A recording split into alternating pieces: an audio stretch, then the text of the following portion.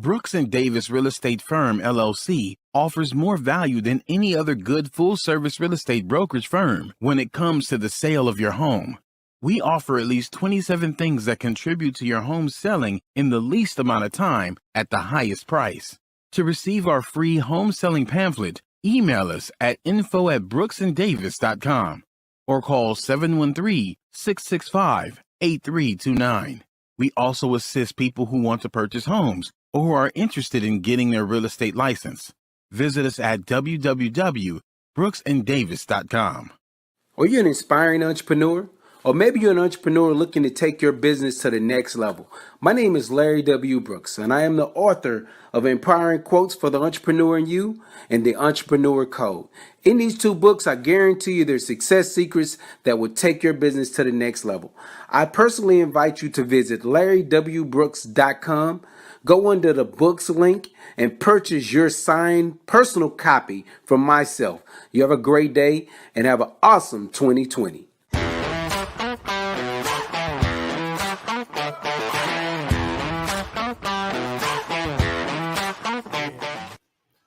Happy Thursday. Welcome to the Prime Real Estate Network podcast. I'm your host, Ric Davis. If you don't follow me on Instagram, I invite you to do so at Prime Real Estate Ric. If you're looking to buy, sell, or invest in residential or commercial real estate anywhere in the great state of Texas, but especially here in the city of Houston, I invite you to reach out to me directly on Instagram at Prime Real Estate Ric. It's an honor and a pleasure to be here this Thursday, and I want to thank everybody in the audience for tuning in this week.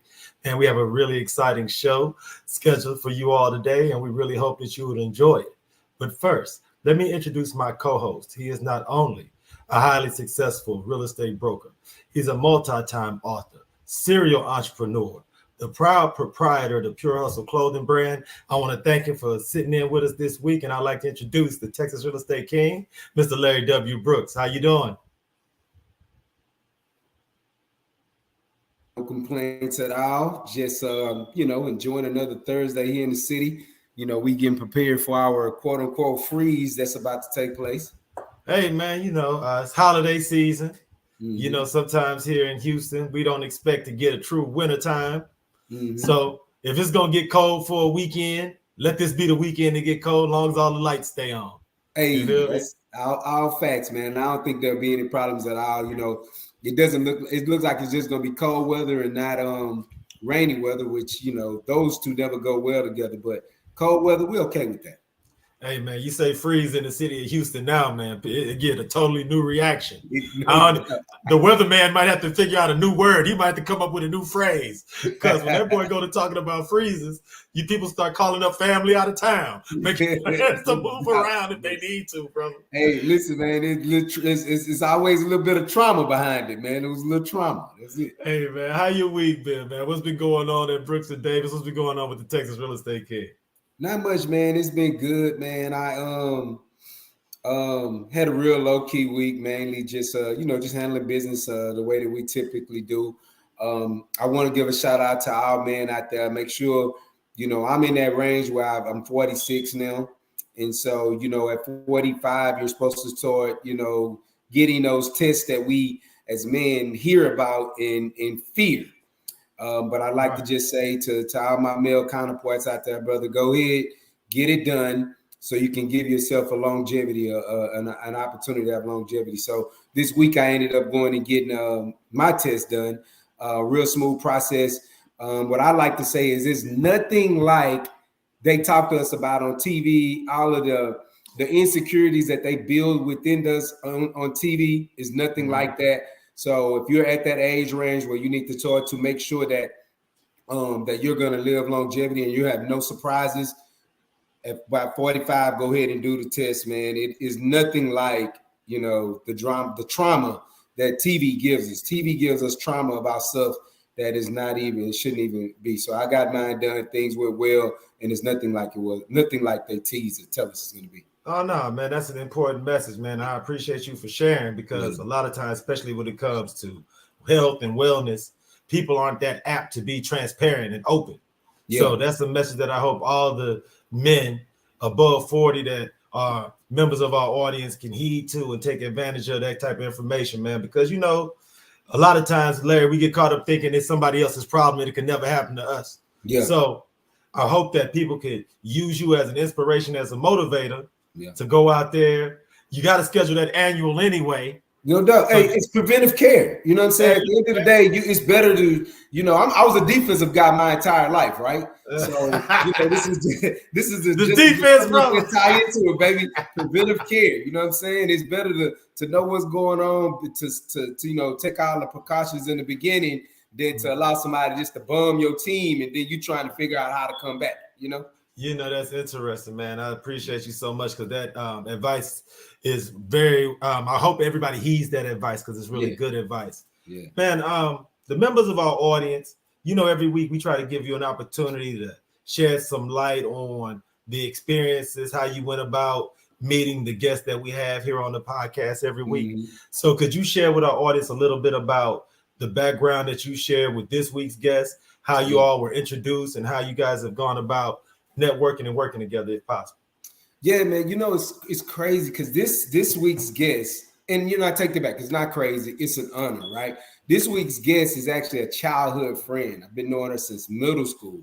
And so, as we travel through life and, as I look back through life, we have an opportunity to identify levels of achievement or non-achievements that our friends have had, right? Like we've seen, in my case, I've seen friends die. I've seen friends, get incarcerated for the rest of their lives. And, in this case, I get a positive moment, a friend that has, started the journey of when we didn't know what we were going to be or what that looked like. We just knew we was kids enjoying life being kids or having teenage problems, right? To see this friend has flourished and her business has flourished and just like life itself is just an honor and a pleasure, man. And so just throughout the years, it just kept up and just finally had an opportunity to get her on the show. And I think it's mainly because we restructured the podcast where we're doing it, where it's really a hard stream. It was very difficult to get her in town because she's a traveler. So just to have my friend on today, man, it's good. It's heartwarming. Hey, man, without any further ado, I'd like to introduce this week's guest. This week's guest is not only a multi-time author, she's a prolific writer, a self-publishing expert and entrepreneur. I'd like to thank her for sitting in on the show this week, and I'd like to introduce Miss Nekisha Pickney. How are you? I'm doing great. Oh, thank you. Clap, clap, clap, clap, clap. There it is. No, Nikki, first things first. Thank you so much for sitting in. Larry shared a little bit about you all's relationship with our audience. So just from your point of view, Miss Nikki, first introduce yourself and talk to us a little bit about your publishing company and some of your background with Mr. Brooks. Oh, okay. Thank you all. So what Larry said is correct. It's been since middle school. So we were two little birds in the nest just trying to learn how to fly. Right. That's how long we've been knowing each other. Right. So we've over the years caught up and to see us both come from, because if you went to our middle school, it's very, very humble beginnings, and to see where we've come now, it's such a, like Larry said, I've experienced loss in my immediate family. I've experienced a lot of things in life that make me extremely grateful to be at this stage in life, at this place, and at this point. A little bit about my business. I do help people to publish books. I help entrepreneurs publish their books, profit, and then create global impact. That's what I do. That is my brand. I have been published since middle school. I've been published, and I'm from Houston, so I am a Houston. Y'all already know I'm repping all day. All day. I have my Texas jacket on, about to fight out here. Right. Yeah. So, I definitely have seen a lot of people grow. I've mentored a lot of beautiful, young women who now have flourishing careers, and I owe it all to my humble beginnings. And I've just stayed consistent and steadfast to what I believe in. I do travel.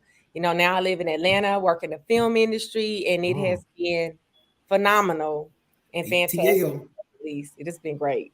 No, and thank you so much, Nikki, because during your introduction, I introduced you to the audience as a multi-time author and a prolific writer.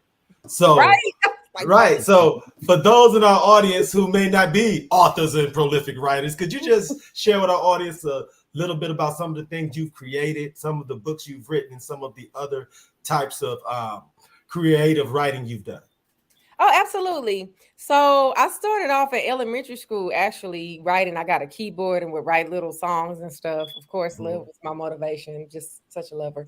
But in middle school, I wrote poems and I would like show them to the teacher, the English teacher. And one of my English teachers, Miss Brown, she was like, "You need to get this published. You need to take this to a publisher, get it published." So I went to my mom, told my mom. Mom has always been biggest supporter. Mom was like, "Hey, well, let's go." So she took me to this pub. Now, this is before self-publishing. All right.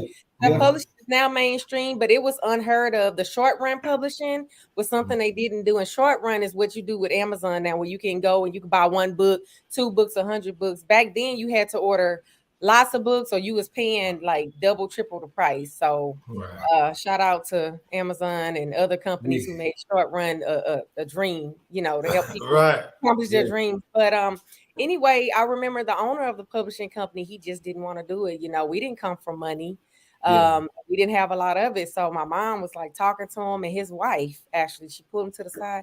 And she was like, "Come on, let's help her. This is beautiful." So they edited it, published it. And my mom went hard with selling the copies. You would not believe now how I am so comfortable with speaking in front of people. I would not open my mouth. I don't know how she would feel about me saying this, but you better sell your book. And so my mom, like the entrepreneur in me, definitely came from my mom and my dad's side of the family, you know, some hustlers, go-getters. But definitely that's where I got my start. From then I was with the Campus Defender. I don't know if y'all remember that. So I remember the Campus Defender. Right. In 1996, I was a Male of the Year, baby. I remember that. Listen at this dude. Yes, because it gave what Sonny Messiah Giles did, who's the owner of the Houston Defender. She gave us all a chance from high schools. Like we pulled different people from all the high schools in Houston. We talked about the sports, the happenings, the goings on, and Rashonda. She was Rashonda Tate at the time, but she when I tell people this, she'd be like, shh. But she was our editor, and she really helped as a mentor. You know, she really helped me. Now she's written like best-selling author, like for real best-selling, not just she's not saying it. She real best-selling author, 30 books in, and well maybe more, a few movies, things like that. But she was one of my first mentors. Like she gave me a shot. I was publishing Who's Who and New Poets in 1995. I've just been published for a very, very long time. I take it very seriously. I've helped a lot of people to publish, and it's something I take pride in, and I'm grateful for the talents, you know, grateful for it. You know, when I was doing some research into your writing career, one of the things as a Houstonian that I was really interested in is Larry's a Houstonian. As you said, you're from Houston as well. And for all the Houstonians in our audience, I think they'll be interested as well. One of the books that I would like to recommend those in our audience who aren't familiar with some of your writings is your book, Noah's Walk. So could you introduce that book to our audience and let all the Houstonians know the tie that comes with that book and why it's as interesting to you as it was to me when I learned about it? I would love to. So when I moved back to Houston, actually I have a really good friend from high school, Noah Rattler. So Noah and I would keep in touch over the years through MySpace. Y'all remember MySpace. So Noah walked from Houston, Texas to Los Angeles, California. That's 18 miles. I remember that. Yes, and so it was a big deal. Yes. So I wanted to write books about moral lessons and start a whole series of like these kind of lesson-based, be a good Samaritan, be a good citizen books. So I says, Noah, how about I write a book about your walk? Now, mind you, Noah at the time had talked to me about writing a novel, and I'm like, bro, I don't know how interesting a novel about you walking across the desert and stuff. I don't know how interested people would be in it, but let's do a children's book. He told me no, and he went and did some other stuff, and he came back. Maybe a year later, and he was like, "So you want to write that children's book?" I said, "I'll talk to you about writing a book." I had forgot. Somebody tell me. I was like, "Okay." So we sit down, we wrote the story and it actually turned from me writing the book to being a co-author project. So Noah's Walk is co-author.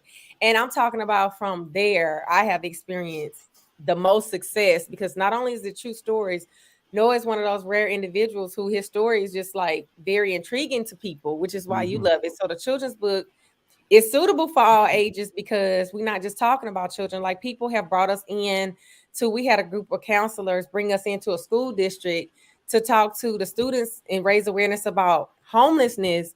But I'm gonna pull some administrators in the room because they need to hear this. So the journey has been quite rewarding. You know, we got a license agreement with Scholastic for it.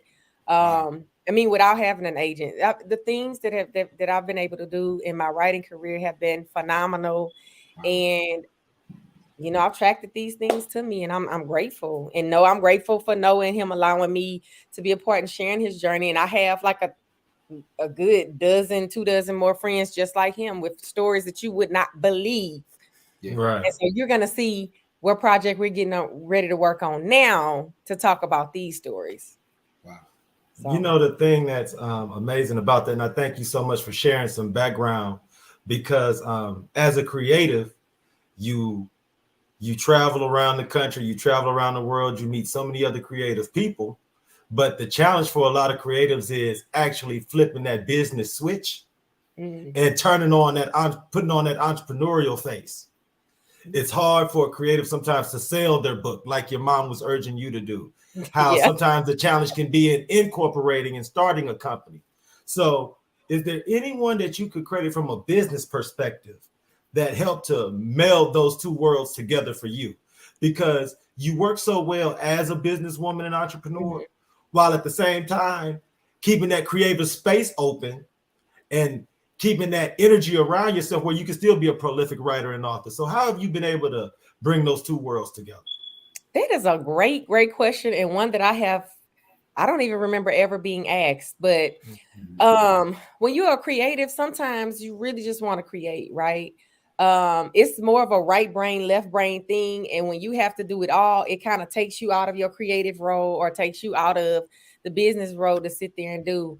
If I had it my way, I definitely have somebody to do all of these things for me. But when Noah and I were approached, honestly, we had no idea what to do. So we went to SCORE, which is an organization there in Houston. And SCORE has all of these retired executives that kind of help us to get our stuff together. I mean, we had a partnership. We went that far. We had an agreement. I don't even know if at that point, if we even had a bank account. I think we just had to hurry up because this offer was on the table. Phyllis Hunter, she brought us in through the African American Educational Library that she partnered with Scholastic with, and we lost her. And she was also, I mean, just one of the best mentors I could ever ask for. She changed my life. And she helped me with a lot of things, and reaching out and getting that legal assistance, that legal advice from people who know is priceless. Because people don't know. You out here selling, are you paying your taxes? Do you have your EIN number together? Do you know what a special K is? You know what it's in? Like, do you know how to, do you know what a resale certificate? Like, there are things that you have to have in place. And when businesses get ready to write you checks and it's a partnership, it's like, whose name is it going under? Do you have a business name? So all of these things are relative, and they're important for you to know, even if you want to be in a creative space, or just take the deal when the publishing company give you a deal and let them cut you royalty checks. So if you don't want to be bothered with all of that, take the royalty checks. Don't complain about how much it is, because they do it. Trust me, I know. So, I've gotten royalty checks. I have licensing agreement with people. I own the rights to all of my things. Let's be clear. Let me put that straight. I wouldn't have it any other way unless the checks had enough commas in it. Then you take it and do what you want with it. But it's very important. And I set aside time, and I had to learn to schedule my time. And one of the greatest people that I've gotten advice from is Walter Mosley. Walter Mosley wrote Devil in a Blue Dress. The Last Days of Ptolemy Gray has a series now, Apple TV Plus. I had the pleasure of having an audience with him and asking him these questions, and he sets aside time to write. He just sets out till he does nothing else, and he writes every single day. And he had mentors. I have mentors, people that told him, you go be famous in your 60s, different things that he shared with me, and knowledge he's imparted. That's very important. It's very important to have coaches. It's very important to have mentors, therapists. It's very important. Because, with creatives, you and Larry, I'm sure can tell you, and I'm sure Mr. Ric Davis, if your mind is, bogged down with things that they can get in the way of your creative process, even as entrepreneurs. So we need that space to be free to speak and to get things straightened out. you That's know. right. You know, Nick, let me ask you a quick question. Yes. So because you've done the publish and then the self-publish. When an individual is coming in to meet with you or talk to you, what's the biggest difference? Like most people feel like, oh, I don't want to do self-publish because of blah blah blah. But a lot of times, in my opinion, I feel like if you don't have a large enough audience, self-publishing is really the direction you go in. But I don't know. What are your thoughts on helping an individual or how an individual should choose going either going with a publishing company or doing a self-publish with working with someone such as yourself? So it depends, right? And I'm very, very open about the fact that I've always been self-published. The only time when someone has published me has been like in a magazine or a newspaper when I've written for someone else. I don't know any other way. Like I've never had someone make me an offer outside of I want to license out your book that you self-published. Okay. Now the things have changed. Went to a conference for children's book writers, and they were like, "Bro, why you here? Like, we really can't help you." Matter of fact, the next year they had somebody on the panel to talk about self-publishing because now a lot of people that you see that are doing very good, they have the numbers, right? So they have the numbers, the following, and then you can get offers on future projects. Like, hey, your next book, we want to take it. We want to offer you this to let us to go ahead and do all of the legwork. But I know quite a few authors that are great that started off in the self-publishing space, grew their audience, and now they have things going on. And like some things that we're getting ready to have that are just absolutely amazing and blow your socks off. We start in the self-publishing space. I recommend that to people because you don't get somebody tearing you down about your work. And as artists, we sensitive about our stuff. Like we don't like this is trash. Can you believe knowing I won't even say where we went. We went and talked to a person in advertisement, and she really ripped the book apart. And I was like, oh, no, I told you don't put that picture on the back cover. Like she was like, she really wasn't feeling like a lot of the things in the book. She was, but no, it was like, man, ain't nobody worried about her. And like, look where we are. So you don't want anybody else's opinion on outside of a professional, and I mean somebody you vetted to give their opinion. It's still their opinion. You just follow your own heart and do your own thing and go where you can go, because the people that's for you, that's called to you, they're gonna be called to you. And if they're not, it's whatever. Real talk. So, I agree. You know, one of the cool things about having this conversation with you is that you're so candid and open. And I'm sure everyone in the audience has benefited from some of the experiences that you shared and some of the lessons that you've learned that you've had a chance to share with us too. One of the cool things about the earlier part of your interview is that you spoke about how your mother was your first cheerleader and your largest endorser. Yes. When you think back on your upbringing, were there anyone outside of mom that was a business owner, entrepreneur, that might have been like a beacon of light, serve as like an inspiration or a motivator for you? Because sometimes getting on this path is something that if we go back and reflect, there'll be some examples that of people who might have been fighting that hard grind, right? But it showed you that it could happen. So when you think back, is there any of those type of lessons or anyone who you make a credit as serving as an inspiration? Yes. So actually my mom, when I was 15, I went and got a job, right? That was the first time I had a job. And I went and worked for an advertising agency. His name was GB Delaney, Gerald Benefield. I have no idea where he is now. He had an advertisement and media company. Like he would be behind the scenes taking pictures of all the celebrity things like that. So I learned a lot from him. That was my first job. I was already published by then. But my mom was like a person that would put out a business card, like, hey, we'll do this, this, this, and this, and this. And, you know, she was young. My mom was a teenage mom. So like a lot of things she kind of like figured out on her own, did in her own, learned on her own through trial and error. And as far as our family goes, and I'm really, really reaching, the people in my family work. They, you know, they go to work at the time. Like now it's a lot of entrepreneurs, like, you know, a lot of real estate. I own all these properties. Like, you know, I have some tremendous examples in the terms of uncles, in the terms of aunt. But then entrepreneurship, like people went to work. I don't think it was especially not in our communities, it wasn't as prolific as it is now. Like, people don't understand, we grew up before it was internet, okay? Like, I remember internet when I was in high school, and I went to the library and was like, what is this? You can log on and you can, you know, I really can't say, because nobody comes to my mind except my mom. It's interesting that you say that, because you and Larry went to junior high together. Yes. One of the things that Larry and I have talked about on the show before is how when we were in high school, there were no entrepreneurship classes. No.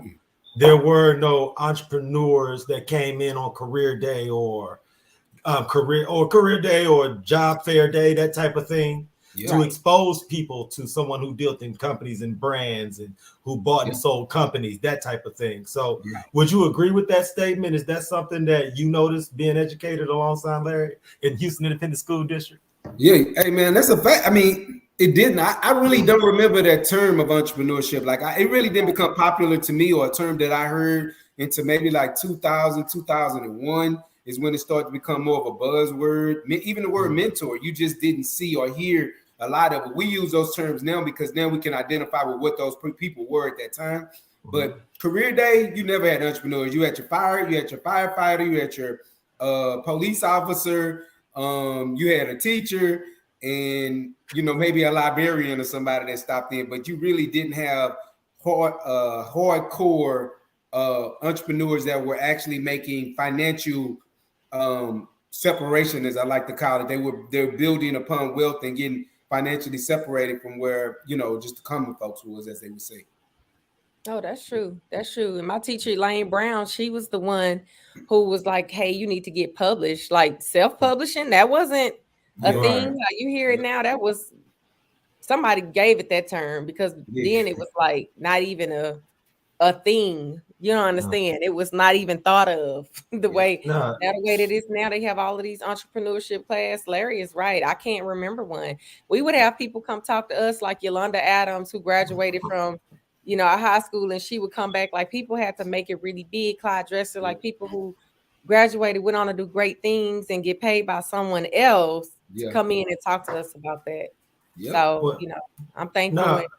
No, I want you to know you're probably, and I'm not even saying probably, I'm sure you're an inspiration for that next generation of your family. You talk about your aunts, your uncles.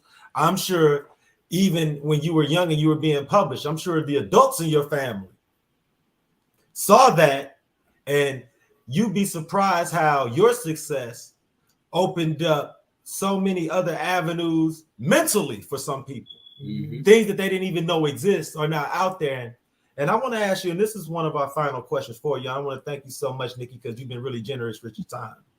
But for those members of our audience who are meeting and engaging with you for the first time, that's learning about books in 30 days, that's learning about Noah's Walk, are there any events? Is there any way that they can meet, greet, and interact with you on a personal basis in the near future? Okay, so we have an event coming up. I'm single, got a lot of friends that's single, a lot of people that's single. So we've been talking about it online, and it was creating such a conversation. I was like, yo, y'all, if I'm able to get a licensed psychologist in here, a couple other people come in and talk to us, do y'all want to go online and maybe have this conversation? Like, a lot of finger pointing, but a lot of people just need to look inward. You need to fix the things that's causing you to attract these things that you don't want to experience in your life. So I got a licensed psychologist, Dr. Curtis J. Glasper, be on, another moderator who's Houston's own pastor, Dr. Dexter Utley. And we will be having this conversation January 9th, for people that's single, want to get on there. Let's talk about it, ask your questions, and a lot of times it's blockages in our own mindset, right? So that's one thing. And also, I think Larry knows this. A few people that know me knows this. Like, at the top of the year, like going into the last part of the year, I started my weight loss journey, lost 50 pounds in 6 months. Congratulations. Outstanding. Thank you. So I am over this holiday season, before things get hectic in January, I am finishing my book called, and it's not just another book about weight loss. So it's how I lost 50 pounds in 6 months, kept it off. All right. And on a shoestring budget. So that's what's in it for you. And I have some talks about this and publishing and a lot of things to come in the first part of the year. So Thank you all for having me. It's been a pleasure. And please share all your social media with the audience, because there are some people who's going to check us out on Spotify or Apple Music that won't have the pleasure of seeing this video. So let's share all of our social media with everyone so that they can tap in and follow you, Nikki. I have author Nekisha Pickney on Facebook. I have at Books in 30 Days, which you see across the screen on Instagram. You can send me a message there. I have Publish Then Profit on Instagram, and I have a private page. So yeah, don't become I don't know you. You're not getting on my private page. You know, everybody needs to their life. And I have Noah's Walk CB on Instagram, and everything there is about literacy, homelessness, advocacy. We have projects coming up really soon that you guys are gonna love on global and an international level. He's working on something on another continent that we're gonna be announcing really soon. Listen, it's not to be played with. I don't talk about everything I do, but y'all gets the goods because I love y'all. Hey, appreciate you. Okay, and I got some things coming up in the film industry that I'm really excited about. I can't wait. I just can't wait. Yeah.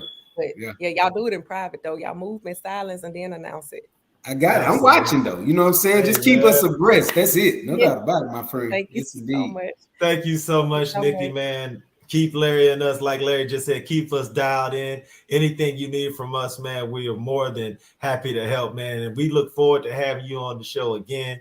And if you ever need us, just reach out and holler. Thank you. I will. Thank you guys, and happy holidays. Happy holidays to you as well. Thanks. Bye-bye. Bye. Come on, man. Stop it, man. Hey, man, when you in Atlanta, man, y'all got to reach out to Nikki, man. She down there doing big things, man. Like, you know, we were only able to, you know, touch on a few things here on the show because we had a limited amount of time with her. But, man, I'm telling you, she is knocking it out the ballpark down there. Now, see, you know, it's funny. One thing that you and Nikki did this whole episode was talk about y'all middle school, but y'all never named the middle school. So, see, I know what middle school you went to. So I'm gonna let you tell your own business, man. But you know, here's the funny thing. I never self-published, but I did write my first book when I was a short book when I was in middle school as well. 8th grade. Crazy. I had a teacher named Jack. What middle school is this, man? This is Hartman Middle School. Middle School. My teacher name was Mr. Jack. I remember Mr. Jack as I became more seasoned. I would always see him at Texas Relays. So it was, and we went to the same church, but it was crazy. Just Mr. Jack was the teacher that I remember mainly from high school. And now the thing is Hartman Middle School still open?